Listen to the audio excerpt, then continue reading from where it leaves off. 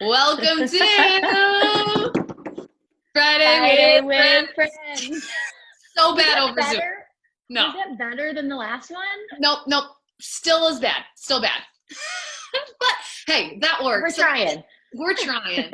So thank you so much for tuning into Fridays with Friends. It's our opportunity to talk about what's going on in the market, answer any questions you might have, so that if you have any real estate needs, we'd love the opportunity to be your realtors of Yes. choice. So Perfect. this is the perfect time that we need to be answering a whole heck of a lot of questions. And we've been getting tons of questions about what the market looks like and speaking to all of the changes that are happening. But what we really want to talk about today is this virtual market and what it Yep, looks like. exactly. So what we're really diving into is the 5 steps to selling your home in a virtual market. So we're really sticking to the selling side because buying, selling, it's all different. And as we know, as we talked about in our last Friday with Friends episode, everything is changing all the time. So what we're really trying to do is come up with this virtual game plan for now or in the future, because ever since we got into this shutdown, so much new technology has come out, and we don't see that going away even if the mandate's lifted. Exactly. And it's because, one, the buyers like the convenience of having a Yeah. virtual tour. And some agents offered them, some agents didn't. And now the majority of agents are stepping up to say, I'm providing this virtual tour. It means the sellers aren't displaced for every showing. It means the Yep. buyers do not have to leave their house, and they can look at 10 houses and it's just like they're going through it. So this virtual Exactly. market doesn't mean it's going to be, we don't think, like you said, with the mandates lifted, the virtual market's gone. The virtual market is going to be here for a long time due to ease and convenience that we have found. But second, due to the fact that we know that as all of this is lifted, there are going to be people, maybe particular buyer pools, like 55 and over buyer pools, that are not as Yep. comfortable going out to see houses. And we want to make sure that when we are marketing the property, we are able to market it to everyone. So we know Exactly. from our team, and what we're encouraging in this local real estate market, is to keep this virtual market going. However, adding as much in person as possible once all of this lifts, Right. making sure buyers are comfortable and not having to have a bunch of restrictions, but still having the virtual market available. Exactly. So this is very important for right now, but also for the future as we just continue to see technology and the virtual side continuing to evolve. And that's why I've been getting this question from a ton of sellers that said, okay, back in December, can you believe it's at the end of April? It's almost No, May. cannot. I'm like, wasn't it just Christmas? Well, it's not helping that it's snowing too. I'm like, True. But so we had so many sellers that we met with, let's say in the fall or the winter, and they said, okay, our goal is to be ready by the spring because we want to get the house listed, get into our new house before the summer, before school starts. And that's a lot of people's plan, is the spring market. I want to put my house on the market then. And now we're in this point where, do they move forward or do they wait? And what's neat is there are all these options to say, if you want to, it's possible. And that's where we're going to get into the steps to make sure that it's the right decision for you. I love it. And what I'll do is let me share some stats really fast. So We love our stats. love our stats. And what we're looking for is how much business is still happening despite very heavy mandates and restrictions on what we can do. And here are the quick stats. In Monroe County, last year at this exact same time, so the 23rd of March is when shutdown happened until when we are actually recording this, which is the end of April, there have been 459 new properties that hit the market this year. Compared to last year, there were 1,086 new properties that hit the market. So that is a decrease of 58%. However, I do want to say 42% of business is still out there. Like, it's not like there's no business at all. On the pending side, we went from last year, 926 properties went under contract during this time frame, and currently there are 393 that went under contract. A decrease of 57%, but still 43%. Right. What's super interesting about that is, so you see, okay, were these many houses on the market. Now there's this many, but they're all still selling for the most part. The virtual tours are working and buyers are still writing offers, sellers are still selling, which is really neat. So if you thought, wow, the inventory of homes was so low last year at this point, now it's even lower by what, 50%? Mm-hmm. And the interesting stat is the days on market for those pending properties in Monroe County is 6. So wow. On average, it takes 6 days for properties to go under contract after they list. So wow. There's motivated buyers and motivated sellers out there right now. Now, Mm-hmm. Ontario County has been hit a bit more dramatically. So we went from last year at the same time, 210 new listings down to 58 new listings, which is a decrease of over 70%. And pendings went from 120 last year to this segment of time, we're only at 39. So again, up towards 70%. So is there still 30% of business going on? There sure is. It's still out there, but it's not moving and shaking the way that Monroe County is strong. Yeah. And we always see that generally in our stats that Ontario County is a little bit slower than Monroe County overall. So that's not a big, surprise to me that we're seeing Ontario County is a little slower. Would you agree? Great point. Great point. So the reason we wanted to start by kind of sharing this, everyone that's listening, is that we want you to know business is still being done. And we are excited, as we start to get into it, to have you start to hear the questions that have been coming up in the last month so that you're really, really prepared and can answer. Do you want to enter this market right now? Or let's say you want to enter this market in 3 months. You still have these questions that will have to be answered based on your comfort level and based on what we feel your buyer's comfort level is to coming into the house. Yes. So okay, Abby, what are the steps? Are we ready to get into it? Perfect. Yeah, let's do it. Oh my gosh, we both did that at the same time. Oh wait, do the disclaimer first. We wanted to do the disclaimer. In the disclaimer is when we are recording this, everything can change in an hour. Yes. Everything can change. So we are going to talk very general, not like you're allowed to do this and you're not allowed to do this, because we truly don't know. So whenever you are listening to this right now, check with your local realtor, check with us, reach out to us and be like, Mandy, what are we allowed to do right now? Abby, what are we allowed to do right now? We are having a disclaimer that we are talking about options, things you need to ask questions to see what you're comfortable with, but there may be restrictions on what you can and can't do based on when you're hearing this. Okay. Perfect. Love it. Okay, so let's talk about the first step. So we have the 5 steps to selling your home virtually. The step 1 is really sitting, reflecting, and making a game plan and asking yourself questions about why do you want to sell your house? Is there that time-sensitive nature? But also, what do you feel comfortable with? So questions like, are you okay allowing anyone in your house? Whether those are buyers, agents, photographers, inspectors, appraisals, things like that. And really saying, what is my comfort level with allowing any person into my house is the first question that you really want to answer and ask yourself. And the reason why we felt this is so important to start with is because when you're in the heat of it, you're like, yeah, let's have whoever come in. But to know that you do have the opportunity to say, I do not want a single person into my house. And you know what? We can probably still sell your house. We've done it. We have done it. If you don't want a single person in your house, we will find a way. However, we need to manage the expectations of anyone entering into an agreement with us to let them know that. So that they're okay and comfortable with it, really buying it sight unseen, but doing as much virtually as we can. I think what's also important about it too is to know, are you comfortable letting buyers in your house versus agents? With a buyer, if they're coming in, they might be coming in with literally no one else. You just open the door, they could walk into your house and maybe you have cameras, maybe you don't. Are you comfortable with that? Or if it's a licensed agent who's registered, okay, I'm comfortable with that. Or are you comfortable with one buyer, but you're not comfortable with 20 buyers? So there's so many different questions are so simple, but we really need you to get thinking about those before you get into the emotional side of my house is in the market and someone wants to see it. What are you comfortable with? Think about it clearly now. Exactly. What a lot of our sellers seem to feel comfortable with is, I do not want the showings happening, which we want to stick to virtual showings, those virtual tours. But at the end of the day, people like photographers, inspectors, appraisers, those people are deemed essential.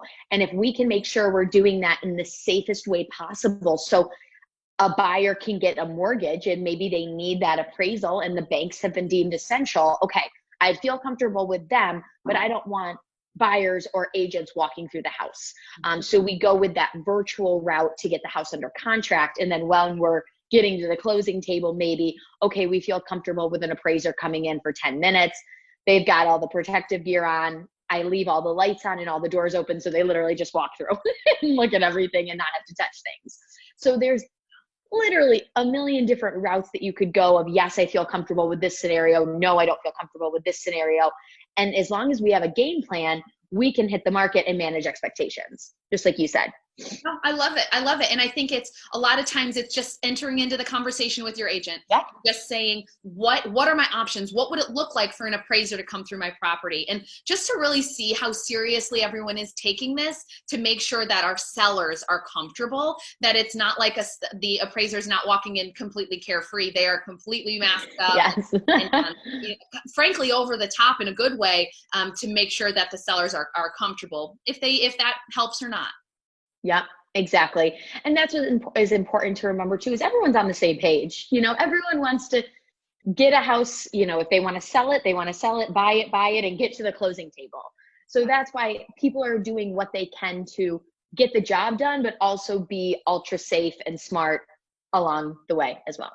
Yes, I love it. Okay, cool. So number one, just asking yourself the questions, those important questions, to make a game plan before you go live regarding virtual or in-person people coming through your house. All right. So step number 2 is you have to prepare your house. You still have to prepare your house. So sometimes we have some clients saying like, well, what can I get away with? And don't get me wrong, in a virtual world, you might be able to get away with a little bit more of not having to worry about like cleaning the baseboards and all of that. Yes. But the message I know, Abby, you've been giving to your sellers is it's important to still prep your home as if people were to be coming in. Exactly. Because our goal is to make that virtual tour like they're in the house the most that we can. And right, we might not open every cupboard in the virtual tour. So it's okay if your mugs aren't perfectly placed, but we still want the counters to be emptied. We still want the floors to be cleaned. We still want rooms to be picked up.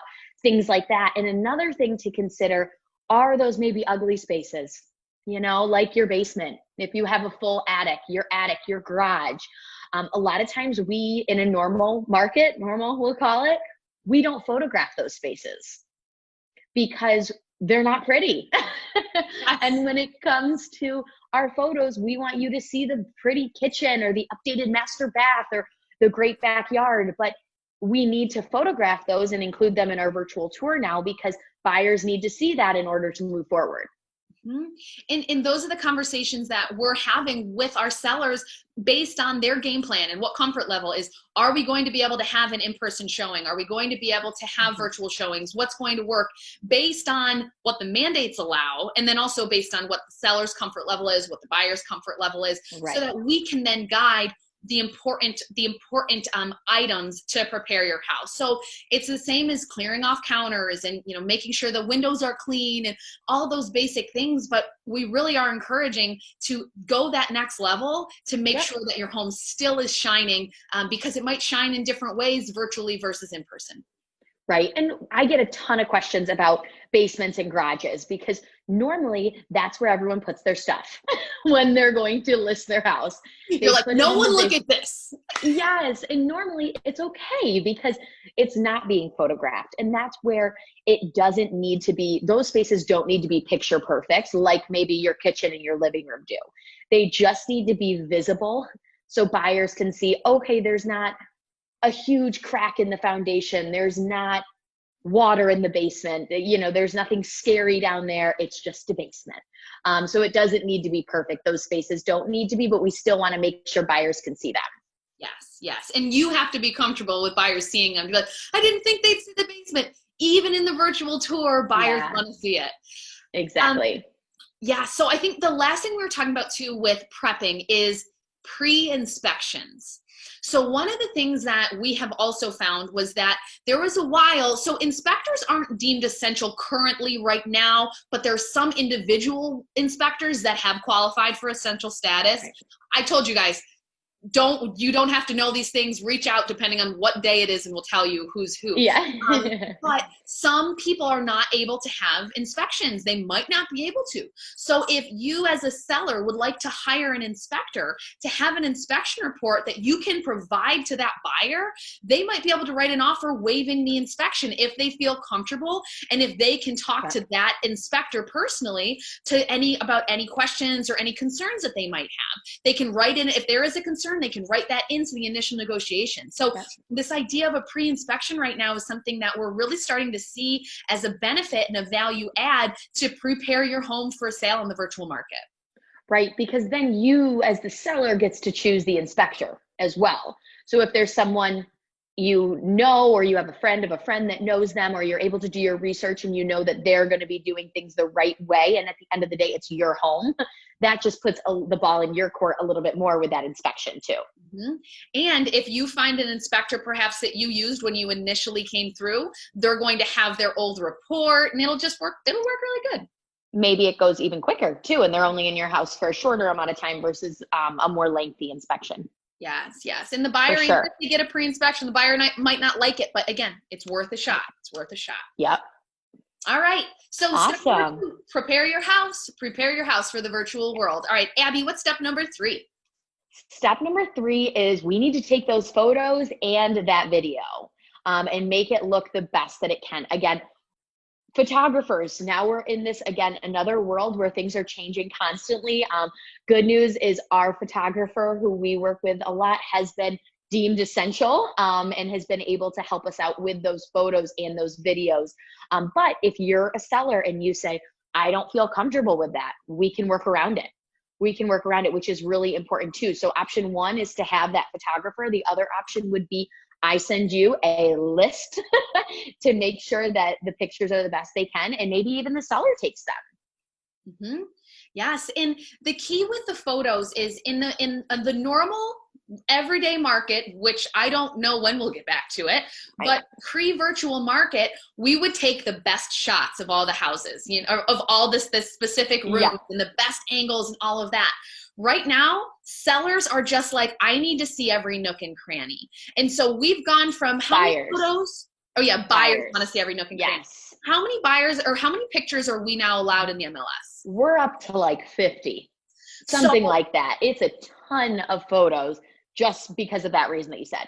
Mm-hmm. So previously we'd have about 25 photos. 5, yeah. And you would think about it, like 3 different shots of the front, then you have the hallway. You would use these 25 photos up quickly. Well, now we want to see what is all the pictures of the basement, the electric panel, the sump pump. There's a radon. We want to see the radon system. Like there's so many different pictures that need to be there, and that we need to make sure that we are providing to those buyers in this virtual market that you may not have thought of, or that our previous photographers weren't even taking, but now we're going to. And the key is, guys, virtual market, we still want to impress them. We still want to make sure that our buyers are seeing really great shots of your house, and they're not being misled, and they're very well informed as a result of those photos. Yes, exactly. And that's where, when people are looking online, just like they used to 6 months ago, they're going to look through them. And if they're dark and gloomy, they're going to move on to the next house. But now they're probably going to write that house off because they can't even go look at it if they wanted to. They have to use those pictures and then that video, which we talked about this in the last episode, but the video is so important as well, because when you have those pictures, you can say, okay, wow, the kitchen's updated. It's got granite, it's got stainless steel, but who knows what the open concept is like? Is it open to the dining room? Can I see my kids in the living room if they're playing, whatever it might be? And you can't get that from photos all the time. So that's why the video becomes so important, to see that layout so buyers can feel like they're walking through the house. Mm-hmm. And again, the reason we started with the step number 1 is because we need to know, are you comfortable with the photographer? Are you comfortable with the video? Or are you like, Mandy, I'm like actually a photographer and I can do these. And it's like, okay, great, like that works too. But truthfully, we really do need photos. We need a lot of photos. We need them to be great because we have very high standards. And then we also need to make sure that that video is an option in some way to be able to really, like you're saying, capture that flow. And we have had sellers who didn't feel comfortable with the photographer being there, or it was previous to them being considered essential. That's There was like a week or two period of time, and our sellers took the photos. And this is so not like us, because Mandy, you and I know our photos are like the most important thing in the world to us too. But I would give them step-by-step instructions. Hold your phone horizontally, make sure all the lights are on, make sure all the blinds are up. And then for the video, I need you to take these videos and look at these things, because I wanted to make sure that if they were taking the time to do that, then they got it right on the first try too. But since the photographers have been deemed essential, we have seen that open up, but it's 1,000% a possibility. And even with those videos and photos coming from the seller, they still sold with multiple offers over asking price. So it's pretty cool. Yes, we know what buyers will need to see in this market, and it's very important that you're having those conversations with the agents to say, listen, we can't do business the way that we used to in this virtual market. We need to change up our photos and make sure we have video available for virtual showings. Yeah, that's perfect. Love it. So step number 4 is, how are we handling the showings? And so we've planned, number 1 being our game plan, 2 being prepare the houses, 3 being photos and videos. Number 4 is, what does it actually look like to go live in a virtual market?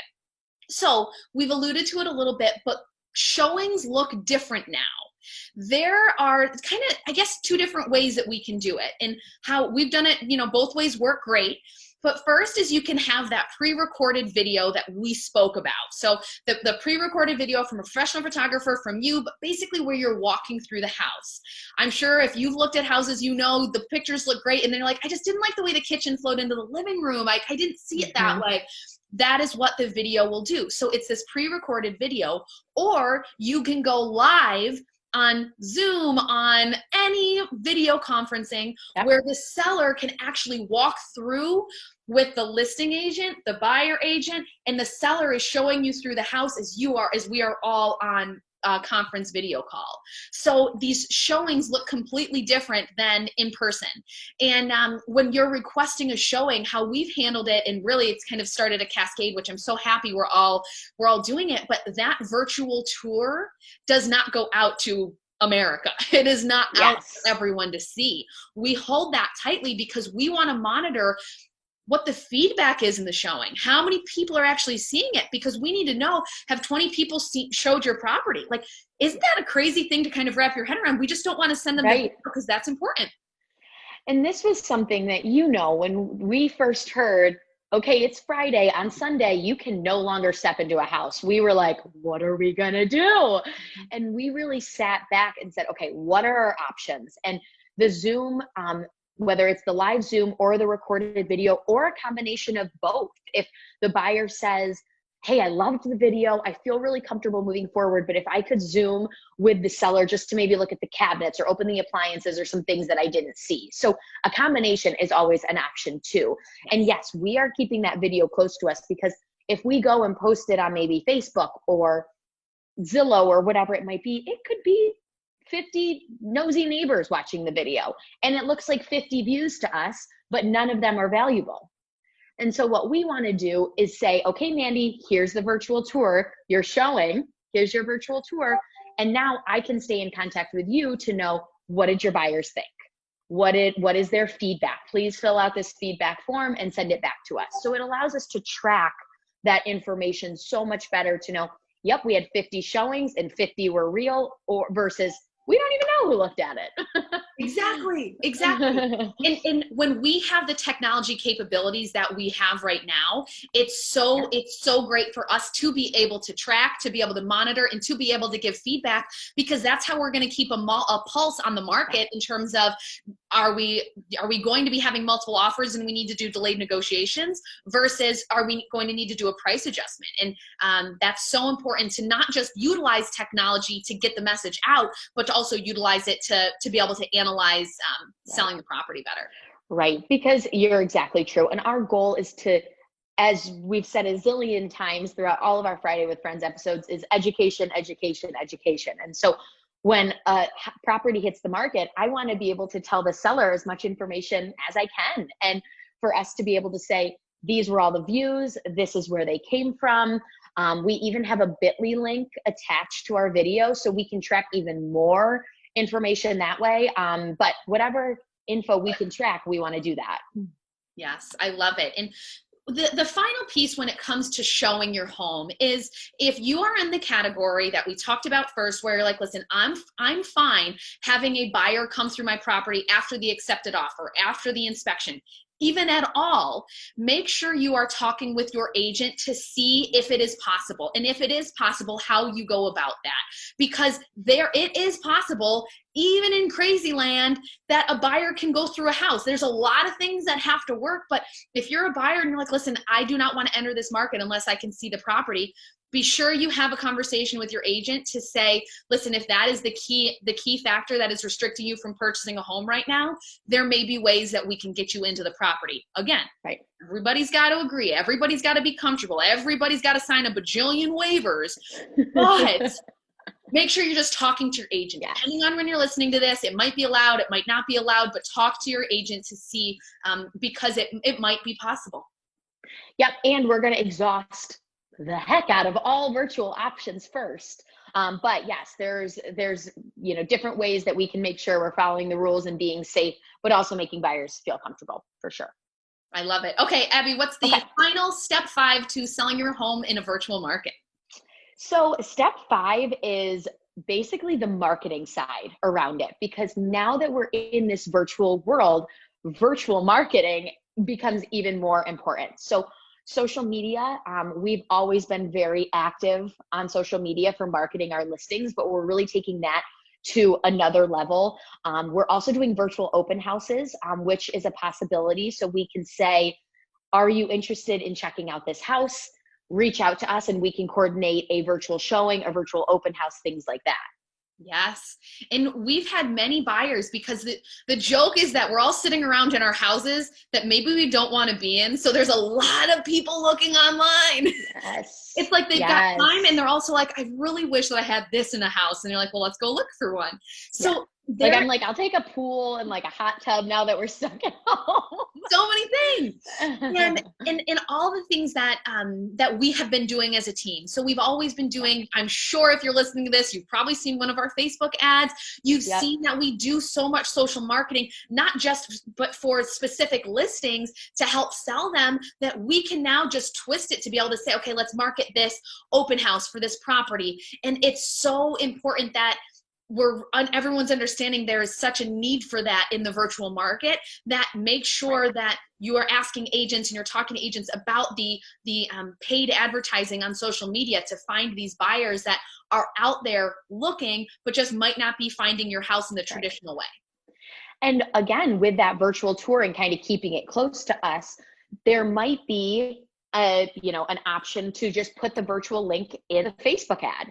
And that could be a great way. Let's say I'm looking, we target that ad right to that person, which everybody knows is like when you search for Nike sneakers and then they're all over, right? You're like, how do you know me? How do you know? That's kind of the same idea with our advertisements. But if we put that link out there, then interested buyer might watch the video and then go away. We want to be able to track that information to convert those buyers for our sellers. And again, to capture their information so we can really understand that this is a serious buyer. We can follow up with them to say, hey, what brought you in? How can we answer any questions? And, oh, I'm just a neighbor. It's like, okay, good. Not just a neighbor, because a neighbor might buy a house, but to know that if it's a serious inquiry that is a probable buyer for the property versus someone who's just looking around, which is great too. And we encourage that because we know it's fun. Exactly. And we've also seen that our governing board, the Greater Rochester Association of Realtors, has done things to make this virtual world better. So for example, they now have virtual open house options.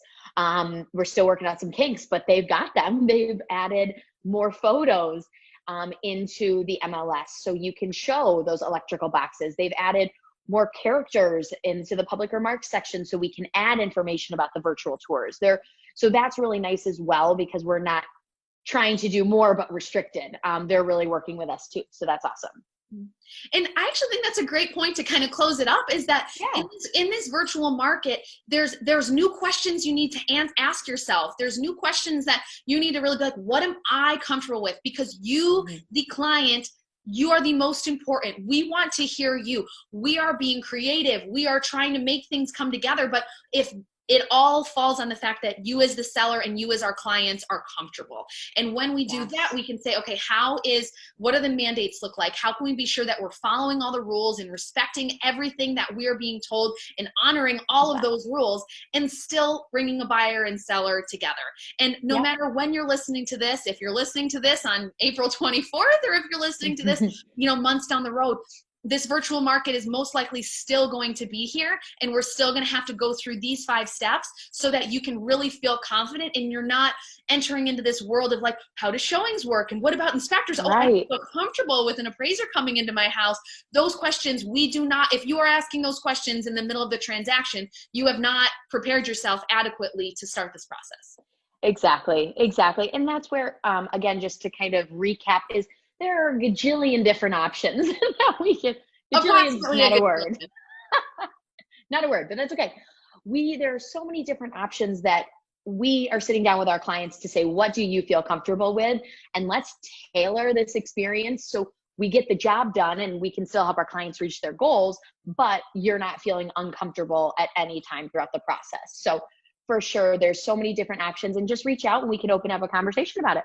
Exactly. I love it. So hopefully you guys feel more confident when it comes to selling your home in a virtual market, because it's a lot. We are all in this together. Yes, it looks different for us all, but the more we can just be supporting each other and making sure we're all comfortable, that little bit of ease that we can have in our life will be there for us instead of a lot of the craziness that we have going on around us. So we're excited to be able to help however we can. If you have any questions at all, know that we are always here to help you, your friends, or your family. And so, thanks for tuning in.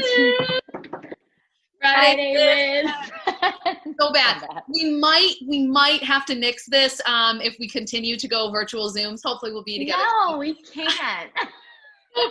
Sorry, thank you for everyone for still listening to that battle, but we appreciate you. But Friday with Friends is our opportunity to talk about what's going on in the market and to answer any questions you might have, so that if you have any real estate needs, we would love the opportunity to be your realtor of choice and help you out however we can. So let us know. Friendonyourside.com is our website, and you can find us on the Friend team on Facebook. And as always, you know how to reach us. All right.